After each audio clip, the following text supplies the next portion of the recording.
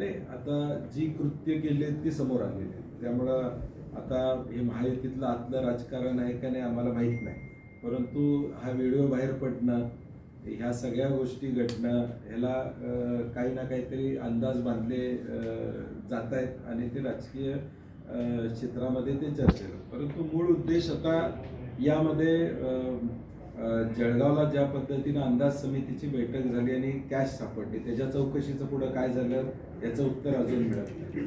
संजय गायकवाड यांच्यावर गुन्हा दाखल करायला 48 तास लागले.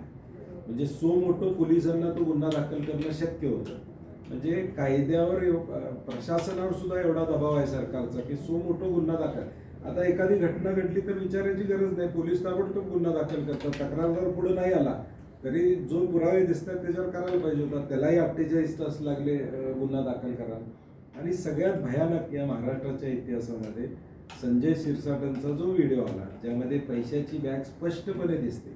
आता ह्याची चौकशी होणार का? CBIची चौकशी करणार का?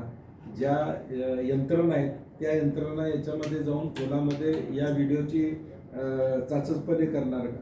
आणि माझं तर म्हणणं आहे हा व्हिडिओ संजय शिरसाटांनी पोलिसांच्याकडे देऊन हा खरा आहे का खोटा आहे याची तपासणी करून घेतली पाहिजे. मग कळलं ते बॅगेत पैसे होते का कपडे होते. पण सगळ्या देशानं बघितलेले पैशाची बॅग तिथं दिसते, त्यामध्ये पैशाचे गट्टे दिसत आहेत, हे सगळ्या देशानं बघितलेलं आहे. आता ते कपडे आहेत असं म्हणत असतील तर मला वाटतं याच्यापेक्षा मोठा विनोद नाही. मला वाटतं त्यांनी राजीनामा दिला पाहिजे, कारण की हे जर स्पष्ट दिसत असेल तर ते त्यांचा राजीनामा मुख्यमंत्र्यांनी घ्यावा अशी आमची अपेक्षा असते. संजय राऊतांनी